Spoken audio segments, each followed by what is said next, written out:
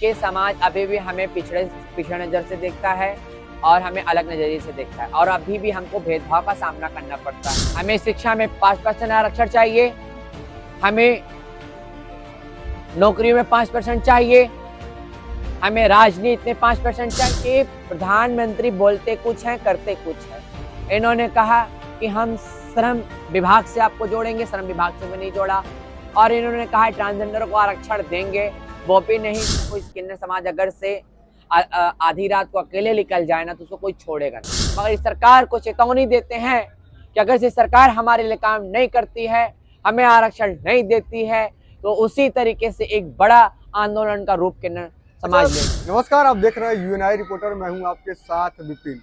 देखिए, आज से कुछ दिन पहले ही दिल्ली के जंतर मंतर पर ट्रांसजेंडर जो किन्नर समाज है वो अपने हक के लिए प्रोटेस्ट कर रहा था और सरकार से मांगे कर रहा था कि उनको भी हक मिलना चाहिए। कई सारे मुद्दे थे उनके, उसके बारे में भी जानेंगे। और देखिए कि इनको लेकर एक्ट कब आया था और कौन सी सरकार इनके लिए काम कर रही है, कौन सी सरकार नहीं कर रही है, इनके बारे में भी हम जानेंगे। देखिए, हमारे साथ किन्नर समाज की राष्ट्रीय अध्यक्ष सलमा किन्नर जी हैं। ये भी दिल्ली में प्रोटेस्ट कर रही थी और सरकार से मांग कर रही थी कि इनको हक मिले। सलमा जी, आपका बहुत बहुत स्वागत है।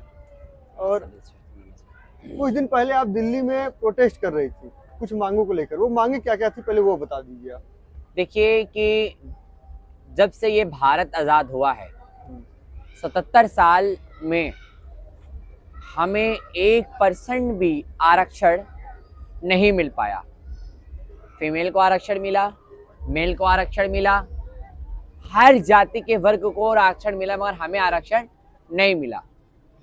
उन्हीं सभी मुद्दों को लेकर, वो समस्याओं को लेकर, आरक्षण को लेकर हमने दिल्ली जंतर मंतर पर इस सरकार की प्रेजेंट की जो सरकारें हैं, जो विपक्ष कुछ समय से इस देश पर राज कर रही थी, पक्ष और विपक्ष के खिलाफ हमने एक बड़ा प्रोटेस्ट हमने जंतर मंतर पर किया था। प्रोटेस्ट में मांगे क्या क्या थी, आपको क्या क्या अधिकार चाहिए था और कितना % के लिए मांग कर रहे थे आप लोग?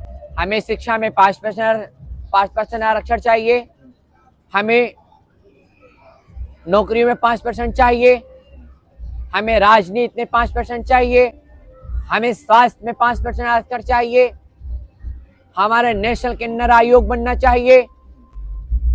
ये सब मांगों को लेकर हम सरकार के विरोध में जंतर मंतर पर बैठे थे और अपनी मांगों को दर्ज करा रहे थे। मगर सरकारों ने हमारी बात को नहीं सुना, विपक्ष ने हमारी बातों को नहीं सुना और हमारी चिट्ठियां लेकर पीएमओ ऑफिस तक पहुंचाने का काम प्रशासन ने किया। प्रशासन ने कहा कि हम सब मजबूर होते हैं, अगर से हम सब में हमारे हाथों में होता तो हम आपके लिए जरूर करते।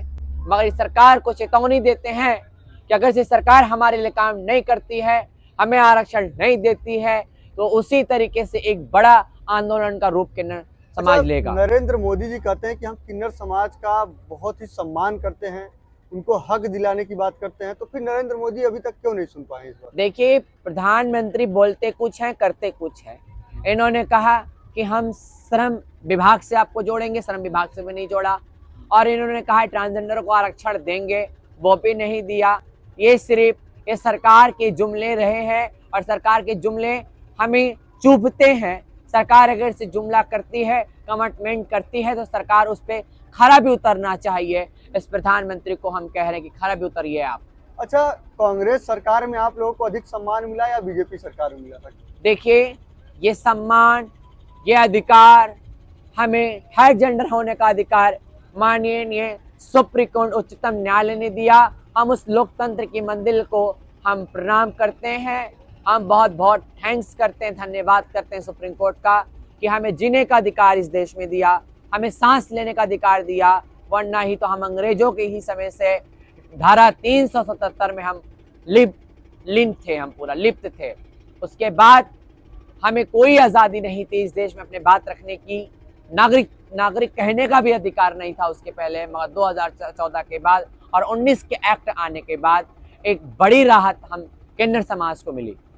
2014 में मोदी सरकार आई थी, 19 में भी मोदी सरकार आई थी, तो क्या कहेंगे कि मोदी सरकार ही करवा रही थी किन्नर के सम्मान के लिए या फिर कानून बना था? नहीं, मोदी की सरकार आई हो या चाहे ना आई हो, हम 14 ही नहीं, हम 2007 से हमारे गुरुओं ने, लक्ष्मी नारायण, डॉक्टर लक्ष्मी नारायण त्रिपाठी जी ने, गौरी सावंत जी ने, माँ पवित्रा जी ने, बहुत अनेक ऐसी किन्नरियां जो किन्नर समाज की जो शिक्षित रही और इस देश की मानी जानी किन्नर रही, उन लोगों ने इस एक्ट के लिए लड़ा। आप देखे होंगे गौरी सावंत ने कितनी मेहनत की कि जो उनके ऊपर एक फिल्म भी बनी ताली करके।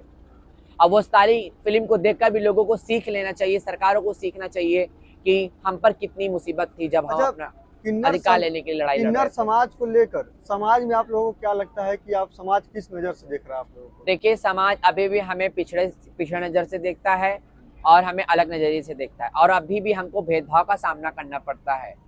और विपिन जी, यहाँ तक ऐसी बातें हो रही हैं कि हमारा कोई किन्नर समाज अगर से आधी रात को अकेले निकल जाए ना, तो उसको कोई छोड़ेगा नहीं।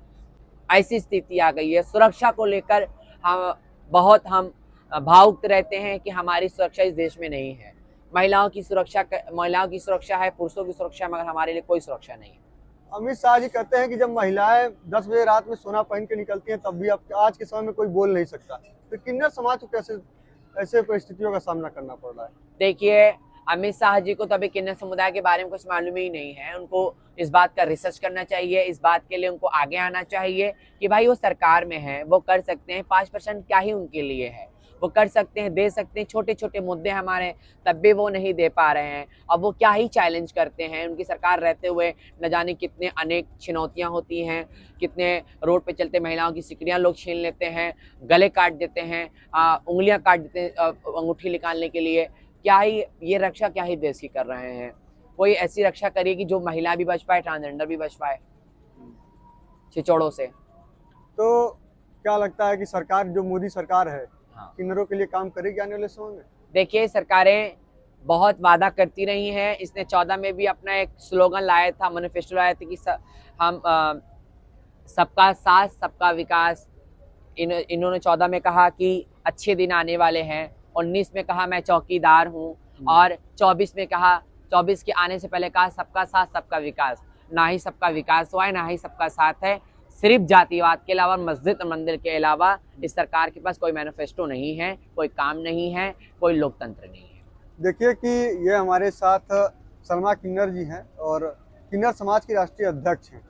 इनका कहना यही है कि इन लोगों को वो हक नहीं मिलता जो सभी को मिलता है। आज भी समाज इनको दूसरे नज़र से देखता है, सुरक्षा नहीं महसूस करती हैं। तो ऐसे में देखिए, सरकार हो चाहे पॉलिटिशियन हो, जो इनकी बात करता है उन्हें गंभीरता से इस बात को लेना चाहिए कि हमारे जो किन्नर हैं वो भी हमारे समाज के एक हिस्सा हैं, उनको भी वो हक मिलना चाहिए जो आम आदमी को मिल रहा है। सोचिए कि किन्नर जो समाज है उनको कितना परिस्थितियों का गलत जगहों पे सामना करना पड़ता है, इनके साथ भेदभाव होता है, कई सारे लोग गलत नज़र से देखते हैं। तो ऐसे लोगों से भी ये विनती हम लोग करते हैं कि आप लोग कभी भी किन्नर समाज का अपमान न करें, उनका भी सम्मान करें। ये भी हमारे समाज के ही हैं, हमारे घर परिवार से ही निकले हुए लोग होते हैं।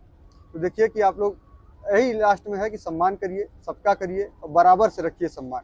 तो ऐसे ही तमाम खबर देखने के लिए आप हमारे चैनल को सब्सक्राइब करें और बेल आइकन को दबाना न भूलें। हम जो भी खबर लगाएं आप तक सबसे पहले पहुँचे।